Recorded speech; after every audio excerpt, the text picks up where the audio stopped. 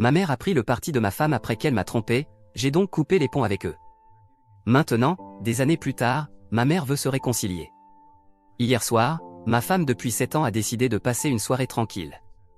Après le dîner, elle est allée dans le salon et regardait ses programmes pendant que je jonglais entre regarder le match des Spurs, football ou soccer, et faire quelques petites tâches que j'avais prévues. La prochaine chose que je sais, c'est qu'elle a sorti le vin et a bu 2 bouteilles vers minuit. Je suis allé la voir et j'ai vu qu'elle était complètement ivre sur le canapé. Je suis allé la prendre quand son iWatch a vibré et un message est apparu à l'écran. Il disait quelque chose comme « Ah, je ne peux pas faire ça. Mon mari me tuerait ». Je me suis demandé de quoi il s'agissait, alors j'ai appuyé dessus et c'était une conversation entre ma femme et un de mes amis. Je ne dirais pas que ce gars est un ami proche, mais c'est quelqu'un avec qui j'ai joué au foot à 5 pendant des années, avec qui j'ai bu et que je connais depuis que nous sommes adolescents. On l'appelait porteur de veste parce que quand on se battait étant ado, il était toujours celui qui tenait les vestes pendant que tout le monde se battait. Donc, comme je l'ai dit, j'ai appuyé sur la conversation pendant que cette chose est toujours attachée à son poignet et j'ai fait défiler vers le haut. Autant que je puisse dire, c'est lui qui la contacte en premier, à moins qu'elle n'ait supprimé quelque chose. Il y a beaucoup de flirts et de clins d'œil, mais rien que l'on pourrait dire être de l'infidélité directe. Puis j'arrive à la nuit dernière et quand elle est ivre, elle commence à le supplier ouvertement pour du sexe. Je ne pouvais pas en croire mes yeux.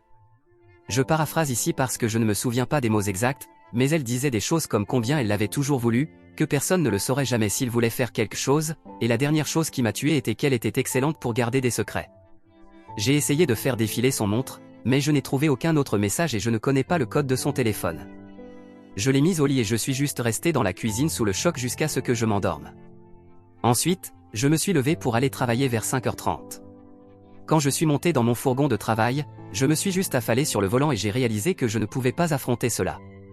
Alors je suis retourné à la maison, j'ai pris une bouteille de vodka à moitié vide, je l'ai remplie de coke, et je suis allé marcher le long de la voie ferrée. Nous vivons à côté de beaucoup de bois et d'une ligne de chemin de fer désaffectée qui s'étend sur des kilomètres. J'ai marché environ la moitié de sa longueur. Je suis assis sous un pont de chemin de fer comme un troll en ce moment, bouillonnant de rage contre toute cette situation. Vous pourriez probablement penser qu'il y a un feu de loin à cause de la vapeur qui sort de mes oreilles. Alors, que dois-je faire? Je ne veux pas lui parler. Je ne peux même pas la regarder après avoir lu ses conneries. C'était comme un coup de poignard dans le cœur. Je sens que chaque once d'amour que j'avais pour elle s'est évaporée après avoir lu son supplication comme ça. Putain de dégoût. Honnêtement, je veux la ghoster. Mec, si je pouvais, je ne lui parlerais plus jamais. Le « je suis excellente pour garder des secrets » était ce qui m'a vraiment atteint. Mais qui es-tu vraiment? Ça pue, mais c'est une question de savoir jusqu'où je veux aller. Honnêtement, je m'en fiche. Je suis juste fini. Je ne me suis jamais senti aussi trahi et dégoûté de toute ma vie. Le problème est que j'ai investi tellement en elle, pas seulement en tant que partenaire mais en tant que personne. Je l'aimais tellement et je pensais que sa personnalité, et par extension ma personnalité, reflétait celle des bonnes personnes. Réaliser qu'elle est une traîtresse me fait sentir comme un serpent. Je me sens comme une pire personne qu'hier. La seule façon de le décrire est pour quelqu'un que vous regardez, de qui vous prenez des conseils et des leçons de vie, de découvrir soudainement qu'ils sont un pédophile ou un violeur ou juste un pervers. Votre perception entière de vous-même et de qui vous êtes serait brisée parce que vous avez pris en compte ce qu'ils ont dit et investi du temps dans un pervers. Je divague, je m'excuse. J'ai de la chance que notre maison soit la propriété de mes parents qui ont déménagé dans un village de retraite il y a 6 ans et que nous avons emménagé. La maison me sera léguée quand ils mourront, mais je ne la possède pas, et j'espère ne pas la posséder, avant longtemps. Ils ne pouvaient plus s'occuper de l'entretien et de tous les problèmes, etc., et voulaient passer leurs derniers jours en paix. Donc, quand nous divorcerons, ma future ex ne mettra pas la main dessus. Alors, que dois-je faire? Honnêtement, je pense simplement ne rien dire et la jeter dehors. En marchant ici, il m'est venu à l'esprit de faire venir un ami serrurier pour changer discrètement les serrures aujourd'hui. Je pourrais lui raconter n'importe quel mensonge sur une porte cassée. Elle ne se souciera de ce qui se passe de toute façon tant que je serai là. Puis, une fois qu'il aura fini, je verrouillerai la porte d'entrée et lui dirai de venir voir quelque chose à l'arrière. Quand elle sortira, je courrai à l'intérieur et verrouillerai la porte derrière moi. Ça semble puéril, non? Sérieusement, je ne sais pas ce que je vais faire. Je fixe une bouteille en ce moment et ma vie semble être déchirée en lambeaux. Quant à ce connard soi-disant ami à moi, il n'y a aucun doute qu'il manigançait quelque chose ici. Il n'y a aussi aucun doute que je n'aurai jamais eu vent de tout ça. Alors je le verrai très bientôt. Oubliez les vestes, il tiendra son visage. Mise à jour, merci à tous ceux qui m'ont contacté après mon premier post. C'était apprécié. Hier, Après avoir écrit le post et être dans un état de désordre total, 2 promeneurs de chiens sont venus me voir car je les inquiétais. Je leur ai tout raconté, ils ont écouté, et la première chose que l'un d'eux m'a dit était « Fils, la pire chose que tu puisses faire maintenant est de boire. Ça va causer des carnages. » Je dois la remercier pour ça parce que j'étais sur la voie de l'enfer à ce moment-là. J'ai jeté la vodka, contacté un ami, et il a dit que je pouvais venir chez lui un moment pour me calmer. Il était au travail mais m'a dit où était la clé de secours. Nous vivons dans une petite ville d'environ 15 000 habitants, et il n'était pas trop loin. Une fois là-bas, je me suis assis sur son canapé en essayant de me calmer. Pendant toute la matinée, je recevais plusieurs textos et appels de ma femme demandant où j'étais et ce qui se passait, car ma camionnette de travail était toujours dans l'allée, et je n'étais nulle part. Je lui ai répondu en disant qu'il y avait un problème avec le moteur, alors j'ai pris un lift pour aller au travail, ce qu'elle semblait croire puisqu'elle m'a simplement répondu d'accord. Quand mon ami est rentré de son travail vers 17 h, je lui ai raconté tout ce qui s'était passé et lui ai demandé son avis. Je lui ai également dit de ne rien dire à personne au sujet de Jackie Holder car cela pourrait revenir à ma femme, ce que je ne voulais pas à ce moment-là. Je m'occuperai de lui plus tard. Je veux dire, je vais exposer quel petit rat il est. Lui casser la gueule ne m'aidera pas du tout pour l'instant. En passant, aux gens qui disent qu'il n'a rien fait de mal, il a envoyé un message à ma femme en premier. Il était extrêmement flirteur. Pourquoi diable envoie-t-il des messages à ma femme en premier lieu? Il ne la connaît que de loin. Écoutez, je n'ai aucun problème avec 2 adultes qui discutent, mais ils ne se connaissaient presque pas et c'était flirteur dès le départ autant que je puisse en juger. Je pense qu'ils se sont vus dehors et que c'est devenu flirteur ensuite. Alors, mon ami m'a convaincu d'essayer de rester discret et de voir ce que je pourrais découvrir, mais en même temps de parler à un avocat et de mettre les choses en marche pour savoir quelles sont mes options, ce que j'ai fait aujourd'hui. Il m'a ramené chez moi vers 18 h, et honnêtement, j'étais épuisé à ce moment-là. Je pense que l'adrénaline qui pompait toute la journée puis qui s'arrête soudainement vous épuise complètement, donc j'étais extrêmement fatigué quand je suis rentré chez moi. Dès que j'ai franchi la porte, j'ai su que quelque chose n'allait pas car ma femme était sur moi tout de suite, me posant toutes sortes de questions sur le travail. Je lui ai demandé pourquoi cela l'intéressait. Elle a dit que j'avais laissé ma grande gourde et mon sac à déjeuner sur le siège passager avant de ma camionnette et que quelque chose n'allait pas aujourd'hui, elle le sentait. J'allais mentir, mais j'étais juste trop fatigué, je ne pouvais pas être dérangé de faire semblant, alors j'ai juste dit, oui, il y a quelque chose qui ne va pas. Quand je t'ai mis au livre la nuit dernière, un message est apparu sur ta iWatch que j'ai lu ainsi que tous les autres, et que tu es une sale tricheuse dégoûtante avec qui je ne veux plus rien avoir à faire. Son attitude est passée d'une personne bras croisés en position de pouvoir à une petite fille effrayée en une seconde. Excellente pour garder des secrets, supplier ce petit rat pour du sexe, oui, j'ai tout lu. Elle a commencé à sangloter, et je me suis éloigné et monté dans la douche. En sortant, elle était assise sur la marche du haut, toujours en train de pleurer, et les excuses ont commencé tout de suite. Comment elle était ivre, vulnérable, qu'elle n'avait jamais fait quelque chose comme ça avant, comment il lui avait envoyé un message en premier et que ça ne signifiait rien, qu'elle n'allait jamais le faire. Pratiquement tout ce que tout le monde ici disait qu'elle dirait comme si elle avait le manuel. La seule chose qu'elle n'a pas faite est de me blâmer. Elle savait probablement que je l'aurais jetée dehors si elle avait essayé ça. Je lui ai dit que je voulais divorcer et qu'elle devait quitter la maison dans un mois. Je lui ai également dit qu'elle allait déménager dans la chambre d'amis. Depuis, je l'ai pratiquement ignorée, juste en fronçant les sourcils et en secouant la tête quand elle commence à dire des bêtises. Je ne veux pas l'entendre. Elle a dormi dans la chambre d'amis la nuit dernière, et je ne lui ai pas parlé ni envoyé de message toute la journée. Si j'ai de la chance, peut-être qu'elle sera partie quand je rentrerai du travail, mais ma chance n'est pas aussi bonne. Quant à la faire partir, j'expliquais à mes parents ce qui se passait et ma mère insistait pour que je ne la jette pas à la rue. Elle et ma mère sont proches et l'ont toujours été. Nous aurions été ensemble 11 ans en décembre. Ma mère disait qu'elle avait fait une erreur et que nous devrions régler ça comme des adultes, que nous avions traversé trop de choses ensemble et qu'elle n'avait en fait rien fait, c'était juste des mots. Elle a complètement pris son parti contre le mien. Je ne pouvais pas y croire. Mise à jour 2, bonjour, je pensais donner une mise à jour puisque beaucoup de gens m'ont envoyé des messages pour en demander une. Cela fait maintenant 20 jours que j'ai découvert que ma femme essayait de me tromper avec mon ami et la situation est devenue infernale. Je lui ai donné un mois pour partir et elle dort dans la chambre d'amis, mais il est clair maintenant qu'elle n'a aucune intention de partir après avoir parlé avec ma mère. Elle n'a nulle part où aller de toute façon, mais ce n'est pas mon problème. J'ai vu mon avocat de divorce plusieurs fois et je suis maintenant en train de rédiger une pétition de divorce et de faire servir les papiers de divorce à ma femme. J'ai également ouvert mon propre compte bancaire et pris 50% du solde de notre compte joint. L'atmosphère à la maison est bizarre, pour le dire simplement. Le salon est devenu une zone de non-droit où personne ne fréquente, car nous passons tous les deux la majorité de notre temps dans nos chambres. J'ai aussi intentionnellement travaillé tard pour ne pas avoir à interagir avec elle beaucoup. Je l'ai complètement ignorée, mais après avoir lu sur le 180, j'ai commencé à l'appliquer et à être civil, bien que froid envers elle. Je suis tellement content de l'avoir fait, car je commençais à me sentir comme un monstre en refusant de reconnaître son existence. Ce n'était pas la bonne façon de se comporter et j'ai fini par me sentir comme celui qui l'avait trompé plutôt que l'inverse. La seule fois où j'ai dérogé au 180 a été quand je suis entré dans la salle de bain la semaine dernière et qu'elle était assise par terre à côté de la baignoire en pleurant. Je l'ai aidée à se lever et instinctivement je l'ai serrée dans mes bras, bien que ce soit plus une accolade de là qu'une accolade pleine d'amour. La chose triste est que je suis tellement méfiant envers elle maintenant que je ne serais pas surpris qu'elle m'attende pour entrer afin de faire une scène. Le problème est que ce n'est probablement même pas vrai, mais c'est le genre de pensée qui traverse mon esprit dans cet environnement. C'est juste toxique. Elle pleure et dit qu'elle ferait n'importe quoi pour sauver ce mariage, n'importe quoi pour me prouver que c'était juste une erreur stupide. Alors j'ai parlé d'un test de détecteur de mensonges. Je n'ai pas l'intention d'en faire un, je ne saurais même pas par où commencer.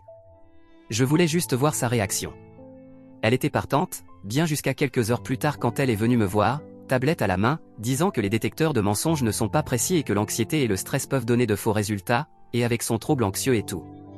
J'ai ri, ce n'était même pas un rire normal. Ça a commencé comme un rire hystérique et s'est terminé en gloussement enfantin. Apparemment, elle ferait n'importe quoi pour sauver ce mariage, sauf passer un test de détecteur de mensonges. Ça n'a même pas d'importance. Je voulais dire ce que j'ai dit dans mon post original. Chaque once d'amour que j'avais pour elle s'est évaporé dans l'air après avoir lu ses supplications horribles. Je ne la vois plus comme mon véritable amour, une personne à qui je pouvais tout dire et en qui j'aurais confiance pour ma vie. Je ne vois que des déchets qui doivent être sortis avant qu'il ne pût la place. Jackie Holder est devenu le sujet de discussion de la ville depuis que je l'ai exposé à notre groupe d'amis il y a quelques semaines. Il est sûr de dire qu'il n'a plus d'amis parmi nous et a été complètement ostracisé. J'ai essayé de l'appeler plusieurs fois, mais il a refusé de répondre puis a bloqué mon numéro. Merde ce petit rat, j'espère que ça valait le coup. J'ai parlé à ma mère plusieurs fois à ce sujet et lors d'une dispute animée, je lui ai demandé pourquoi elle prenait le parti de ma femme, comme s'il y avait quelque chose qu'elle ne me disait pas ici. Que attend elle, que nous vivions comme des colocataires, comme si de rien n'était? C'est ridicule. Elle a dit qu'elle avait toujours vu ma femme comme la fille qu'elle n'a jamais eue mais qu'elle a toujours voulu. Ma mère a eu une fille mort-née avant ma naissance et cela l'a hantée, alors elle s'est accrochée à ma femme depuis que nous sommes ensemble. Comme je l'ai déjà dit, elles ont un lien étroit. Le fait que ma femme n'a pas de famille et seulement quelques amis qui ont leur propre vie occupée et leur propre famille signifie que si je la mettais dehors, elle serait toute seule, et ma mère trouve cela inacceptable, surtout pendant une pandémie. Elle a essayé de me faire parvenir à un compromis, disant que dans 3 ou 4 mois, nous devrions réévaluer mentalement et pousser pour une thérapie de couple avant que je ne jette l'éponge. Je ne le ferai pas. L'idée d'être dans la même maison que ma femme pour Noël me rend malade. Elle voudra faire ça correctement comme chaque année, et ce sera un véritable cauchemar. Mon père, Dieu le bénisse, n'a jamais été beaucoup bavard, toujours là, mais jamais expressif. Il est un homme timide, fier mais timide, et la parole de ma mère a toujours été la plus importante dans notre maison. Les gens ici m'ont dit que j'étais égoïste et gâté, car ce n'est pas ma maison et je n'ai pas le droit de faire des demandes. C'est maintenant une question de ma femme ou moi pour mes parents. Si le pire arrive, je suis prêt à partir et ne jamais revenir. Merde cette maison. Je dois pouvoir me regarder dans le miroir avec un semblant de respect pour moi-même et quelqu'un doit tenir sa parole dans ce bordel. Si je pars, mon ami a dit que je pourrais rester chez lui quelques semaines ou plus jusqu'à ce que je trouve une solution. Si je pars, j'en ai fini avec mes parents. Je ne leur parlerai plus jamais. Ils verront probablement ça comme moi les abandonnant, moi partant sans essayer au moins de réparer les choses d'abord. Je le vois comme choisissant quelqu'un qui m'a brisé le cœur plutôt que moi. Quelles seront les logistiques une fois que je serai parti? Juste elle restant seule là, mes parents s'occupant d'une traîtresse pendant que leur propre fils part seul. Mise à jour 3, eh bien, depuis ce matin, je n'appelle plus cette maison chez moi. J'ai vu sur le calendrier que ma femme avait un rendez-vous à l'hôpital avec son ophtalmologiste, donc sachant qu'elle serait partie pendant quelques heures, j'ai pris cela comme une opportunité de rassembler mes affaires et de déménager, ce que j'ai fait. Après avoir déménagé mes affaires et les avoir rangées, j'ai mis les clés de la maison sur la table de la cuisine avec les papiers de divorce que j'avais reçus de l'avocat la semaine dernière et je suis parti. J'ai bloqué les numéros de ma femme et de ma mère sur mon téléphone et toute communication avec ma femme se fera désormais par l'intermédiaire de mon avocat. En ce qui concerne ma situation de vie, je reste chez un ami pour une semaine ou 2, mais j'espère être dans ma propre location avant Noël. Je n'ai pas parlé à mes parents depuis des semaines. La dernière fois que nous avons parlé, c'était par texto et j'ai essayé d'expliquer à ma mère en détail les choses que ma femme disait à Jackie Holder, Pourquoi cela m'avait tellement blessé et pourquoi je ne pensais pas que c'était la première fois qu'elle le faisait, en utilisant la ligne « Je suis excellente pour garder des secrets. Je ne pourrai plus jamais lui faire confiance ». Ma mère a répondu en disant qu'elle ne pouvait pas me parler quand j'étais comme ça et qu'elle me laisserait refroidir. Elle a essayé de m'appeler il y a quelques jours, mais j'ai ignoré son appel et comme je l'ai dit plus haut, à partir d'aujourd'hui, j'ai bloqué son numéro. Je me sens tellement déçu par mes parents et à ce stade, cela semble presque pire que la trahison initiale de ma femme. En ce moment, je ne pense pas que je leur parlerai à nouveau. Je pense qu'en période de crise, vous vous tournez vers votre famille pour être forte pour vous, être un rocher et vous donner le bon soutien. Mes parents ont été faibles. Ils m'ont fait sentir comme si j'étais le fautif, comme si je réagissais de manière excessive et que c'était moi qui déchirais cette famille. Eh bien, ce n'est pas le cas. Je ne leur ai jamais demandé de déplacer des montagnes pour moi, juste de déplacer ma femme infidèle hors de la maison et ils ont fait leur choix. Mise à jour 4, cela fait maintenant plus de 7 mois depuis ma première publication sur Reddit et honnêtement, je pensais que c'était fini pour moi, car je n'avais plus besoin de conseils. J'avais pris mes décisions et fait ce que j'avais dit que je ferais. Mais j'ai reçu un appel ce matin qui m'a ramené dans la galère. J'ai déménagé à 24 km, changé de numéro de téléphone et je suis toujours en train de divorcer de ma femme. Elle a complètement ignoré toutes les demandes de mon avocat pour coopérer, ce qui a entravé les choses. Nous sommes maintenant en train de déposer une demande de service réputé et de faire en sorte que les papiers de divorce lui soient signifiés officiellement par les tribunaux. Si elle continue d'ignorer, je pourrai poursuivre le divorce sans son input. Ce matin, alors que j'étais au travail, j'ai reçu un appel d'un ami me disant que mon père essayait de me contacter car ma mère n'allait pas bien et demandait s'il pouvait lui donner mon numéro. J'ai dit d'accord, et mon père a appelé pour me dire que ma mère était à l'hôpital. Elle est stable, mais pas bien. Évidemment, j'étais choqué car je n'avais pas entendu la voix de mon père depuis si longtemps. C'était aussi le plus émotif que je l'avais jamais entendu. Il m'a dit que ma mère voulait vraiment me voir, alors accepterais-je de le rencontrer à l'hôpital ce soir et d'y aller avec lui. J'ai dit d'accord et j'ai organisé de le rencontrer devant l'hôpital. Je suis rentré chez moi du travail car je ne pouvais pas me concentrer et je tournais en rond ici, me demandant si j'avais pris la bonne décision, me demandant si j'étais sur le point de me faire replonger dans ce cauchemar dont je suis parti. Je n'ai jamais été aussi nerveux de ma vie et le manque de contrôle que j'ai sur la situation a mis mon esprit à tourner dans toutes les directions. J'ai l'impression de marcher dans un bâtiment en feu les yeux bandés sans savoir où sont les sorties. Mise à jour 5, désolé pour la mise à jour tardive. J'ai passé les derniers jours à essayer de digérer ce qui s'est passé et comment je me sens. J'ai donc fini par aller à l'hôpital mercredi soir après beaucoup de va-et-vient. J'étais sur le point de reculer à la dernière minute car je perdais mon sang-froid, mais j'avais besoin de clôture et je savais que je ne me pardonnerais pas si je n'y allais pas et qu'il se passait quelque chose. En arrivant dans le parking de l'hôpital, j'avais cette sensation surréaliste de paranoïa et je m'attendais à ce que ma femme surgisse de derrière un buisson ou quelque chose. J'ai rencontré mon père à l'entrée et c'était assez gênant car il a essayé de me serrer dans ses bras et j'ai dit non. J'ai ensuite dit que si ma femme était là sous quelque forme que ce soit, je ferais demi-tour et partirais. Il m'a assuré qu'elle n'était pas là et nous nous sommes dirigés vers le service où se trouvait maman. Quand j'ai vu ma mère, j'ai eu la frayeur de ma vie car elle avait l'air d'avoir été en guerre. Je ne l'avais jamais vue si fragile. Elle avait un œil au beurre noir et beaucoup de contusions et de bleu-violet sur un côté du visage. Elle a fait une chute grave, s'est cassé 2 côtes, s'est fracturé le coude et s'est cogné un côté de la tête le visage sur le sol. Elle avait l'air zombifiée mais s'est animée quand elle m'a vu. Elle m'a dit combien je lui avais manqué et qu'elle n'était pas sûre de me revoir un jour. Je lui ai dit que si elle avait vraiment voulu me joindre, elle aurait pu le faire.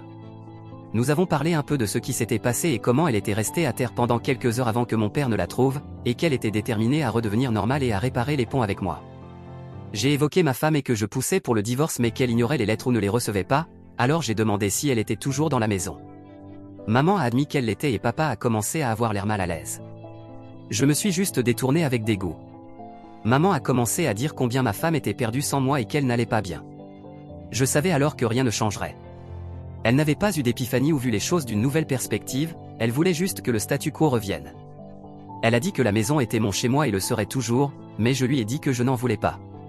Cela ne signifiait plus rien pour moi et tout ce qu'elle contenait était de mauvais souvenirs. Je suis resté moins d'1 heure en tout. En partant, j'ai dit que si je voulais prendre contact, je le ferais, mais qu'elle ne devait pas attendre mon appel.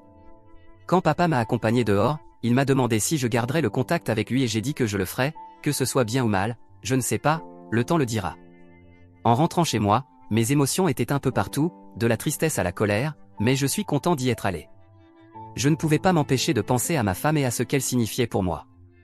Ça ne cessera jamais de faire mal. Quand je pense à tout ce qui s'est passé ces 7 derniers mois, ça ne semble pas réel. La vitesse à laquelle tout s'est effondré était époustouflante. Je sais que la vie va vite, surtout quand on ne fait pas attention, et je ne faisais pas attention. C'était juste une pure chance que j'ai découvert qu'elle essayait de me tromper, une coïncidence cosmique et rien de plus. Je n'ai jamais vu les signes ni mis les pièces ensemble. J'ai juste vu quelque chose sur sa montre et ça a détruit ma vie. Je sais maintenant que ce n'était pas la première fois. Je le sais dans mon cœur. Je vois ce qu'elle est et je ne ressens plus d'amour pour elle, seulement du mépris. Je sens qu'elle m'a volé les meilleures années de ma vie. Quand je pense à tous les bons moments, ils sont juste gâtés. Ça ressemble à la vie de quelqu'un d'autre, pas la mienne. Mon ami m'a dit que je devrais voir un thérapeute ou quelque chose pour essayer de laisser tout ça sortir, sinon ça changera fondamentalement qui je suis et la façon dont je construis des relations à l'avenir. C'est quelque chose que je vais faire, je pense, car je me sens un peu brisé à l'intérieur. Les 7 derniers mois ont été les pires de ma vie, mais je préfère qu'ils aient eu lieu plutôt que d'avoir été tenu dans l'ignorance. Ce qui me blesse, c'est que ça s'est passé comme ça. Mais on ne choisit pas la façon dont quelqu'un vous trahit. Vous devez juste apprendre de cela. Je me souviens avoir lu que la loyauté est le trait de caractère le plus sous-estimé et je le vois maintenant. C'est probablement parce que vous ne savez vraiment pas si quelqu'un vous est vraiment loyal jusqu'à ce qu'il ne le soit plus. Ce n'est pas quelque chose que vous traitez tous les jours, mais maintenant plus que jamais, je sais à quel point c'est important. Mise à jour finale, cela fait maintenant 1 an depuis ma première publication sur Reddit, alors j'ai pensé donner une dernière mise à jour et en finir ici. Tout d'abord, je suis maintenant officiellement divorcé. Cela ressemble à un point en moins, mais aussi à une fin ferme de ce qui était presque un tiers de ma vie. J'ai en fait vu mon ex-femme pour la première fois depuis décembre en entrant dans un magasin du centre-ville il y a environ 1 mois. Nous portions tous les deux des masques, mais je l'ai reconnue tout de suite et nous avons eu un contact visuel. Elle a marmonné quelque chose que je n'ai pas compris, puis nous nous sommes regardés pendant quelques secondes, puis je suis entré. En marchant dans le magasin, ce sentiment de tristesse totale m'a envahi et j'ai dû prendre un moment pour me composer. Cela montre juste qu'un seul regard peut vous ramener à la case départ. Est-ce qu'elle me manque? Non. Elle me manque la personne que je pensais qu'elle était, mais cette personne n'existe plus. Si jamais elle a existé. Je ne lui souhaite pas de mal ou de difficulté, vraiment pas. Je refuse simplement d'avancer avec de la haine dans mon cœur. La seule personne que cela pèsera à long terme, c'est moi. J'ai également découvert par la copine d'un ami qu'elle était sûre d'avoir vu mon ex-femme dehors dans un pub de la ville, toute collée à un autre gars il y a quelques années. Apparemment, elle n'a jamais rien dit à moi ou à mon ami parce qu'elle n'était pas sûre que c'était elle et ne voulait pas s'en mêler. Je suis extrêmement énervé contre elle parce que j'aurais bien eu besoin de cette information il y a des années. Ce n'est pas concluant, mais j'aurais pu vérifier si elle était sortie ce soir-là, etc., et cela m'aurait épargné beaucoup de chagrin à long terme. Maintenant je sais pourquoi je ne l'ai jamais aimée. L'une des raisons pour lesquelles nous voulions réserver un vol pour New York en octobre, en plus de vouloir voir New York en automne, était que l'interdiction de voyager entre les États-Unis et le Royaume-Uni devait être levée en septembre pour les voyageurs entièrement vaccinés. Malheureusement, cela a été reporté au 8 novembre, ce qui a mis nos plans en suspens. Mon ami ne peut également pas obtenir de congé de travail avant la nouvelle année, donc si je dois y aller, ce sera seul, ce qui est un peu nul puisque nous étions tous les deux investis à y aller ensemble. Je suis plutôt décidé à y aller pour la nouvelle année avec lui, bien que je devrais réfléchir davantage. Une chose que cette pandémie a toujours su faire, c'est de jeter des courbes, donc je ne peux pas vraiment me plaindre ou dire que je suis surpris. J'y arriverai, quoi qu'il en soit. C'est juste le début de mon voyage à cet égard. Je continue d'avoir du mal avec mes parents et je ne ressens rien pour eux. Mon père a essayé de reconstruire la relation, mais je ne me soucie plus de rien. Cela peut sembler dur, mais c'est la vérité. J'ai dit dans mon dernier post que je voulais qu'ils mettent la maison à mon nom, bien que je n'ai pas suivi cela. Je pense que j'étais juste en colère à l'époque et je voulais affirmer une certaine domination au début de nos conversations. Mais je m'en fiche vraiment de cette maison. Je préférerais vivre dans une maison hantée plutôt que là. Cela ne changerait rien de toute façon. Cela ne peut pas remonter le temps ou annuler ce qu'ils ont fait. C'est juste la conséquence triste des choix qu'ils ont faits. À tous ceux qui pensent à pardonner à un tricheur, je vous en prie, ne le faites pas. Je vous implore. Vous vous battez contre une cause perdue. Ne soyez pas cette personne qui essaie désespérément d'éteindre les incendies allumés par votre partenaire infidèle pendant qu'il les ravive joyeusement. Je me sens plus fort que jamais après tout ce qui s'est passé et avoir lu beaucoup de forums de soutien à l'infidélité au cours de la dernière année. Vous vous exposez à un monde de douleur si vous ne coupez pas vos pertes. Je me souviens au début de l'année, j'ai eu une expérience vraiment effrayante quand j'ai coupé l'arrière de mon pantalon sur une poubelle en métal en passant à côté au travail. Je n'ai jamais réalisé que cela avait causé une coupure jusqu'à ce que je rentre chez moi et que je me couche la nuit. Je me suis senti un peu bizarre, je me suis réveillé vers 2 heures du matin et ma jambe palpitait, je me sentais mortellement malade, je voyais double, j'étais étourdi et j'alternais entre une forte fièvre et des frissons. J'ai compris tout de suite que cela pouvait être une septicémie, alors j'ai appelé une ambulance. Ils ont dit que cela prendrait plus de 2 heures pour arriver car c'était un vendredi soir et en pleine pandémie de Covid. Vous savez ce qui m'a calmé quand j'étais complètement paniqué? J'ai accepté que je pourrais mourir et pour une raison quelconque, je n'avais plus peur. Je ne sais pas si c'était l'état d'esprit d'accepter le destin, mais quand j'ai accepté que cela pourrait être la fin, cela a supprimé toutes les permutations de l'équation et tout est devenu très simple et calme. J'y ai beaucoup pensé dernièrement et quand je pense à l'infidélité et à la trahison, je me sens très similaire. Vous devez accepter que ce que vous aviez est terminé. Si quelqu'un est prêt à atteindre de telles profondeurs et à vous poignarder dans le dossier impitoyablement pour sa propre gratification, se battre dans cette bataille ingagnable et noble et tout, mais quand vous urinez contre le vent avec des chances de loterie de succès, est-ce que ça vaut le coup? Est-ce que ça vaut la peine? Je ne pense pas. Je comprends que chacun a ses propres situations avec des enfants, etc., mais certaines batailles sont tout simplement une folie. Acceptez que c'est terminé et les choses deviendront rapidement plus claires. C'est juste mon avis. C'est drôle, je n'ai pas écrit sur mes pensées et mes sentiments depuis que j'étais au lycée. Je travaille sur les toits pour gagner ma vie, mais cette expérience a fait ressortir ce côté de moi que j'avais presque oublié qu'il existait. Si quelque chose de bon est sorti de ce fiasco, c'est que je ne vais plus refouler les choses. Ça a été cathartique pour moi de tout sortir et de voir le tableau plus large de ma situation. Écrire les choses m'a aidé plus que je n'aurais jamais imaginé, donc c'est quelque chose que je vais continuer à faire, même si c'est juste pour écrire pour moi-même dans un journal ou un carnet. Je pense qu'il y a des moments dans votre vie où tout est dit et fait, que vous pouvez épingler et dire que les choses étaient sur le fil du rasoir ce jour-là et pourraient aller dans un sens ou dans l'autre. Je frémis à l'idée de ce qui serait arrivé si je n'avais pas demandé de l'aide ici ou vu ces promeneurs de chiens. Je serais probablement complètement ivré à la porte de la mort dans un fossé quelque part ou en prison pour avoir projeté Darren, alias Jackie Holder, directement à travers son cadre de fenêtre après avoir traversé sa maison comme une tornade. Honnêtement, cela me fait peur de penser où j'aurais fini si les choses avaient mal tourné. Je n'étais pas dans un bon état et être ivre, embarrassé et incandescent de rage est une combinaison qui peut causer le chaos, peu importe comment vous le coupez. Au final, je suis juste content d'avoir survécu de l'autre côté sans me blesser ou blesser quelqu'un d'autre.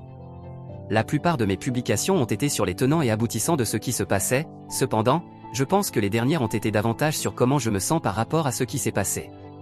La trahison rend juste ces pensées si passionnées et invasives. Il n'y a pas d'action sur cette terre qui soit comme ça. Être poignardé dans le dos par des gens que vous aimez est unique de tant de façons, et les émotions que vous ressentez après sont, de la même manière, tout aussi uniques. Merci de m'avoir écouté. J'ai dit dans mon premier post après avoir découvert que je me sentais comme une pire personne qu'hier. Eh bien, après tout ce qui s'est passé, je me sens comme une personne plus forte.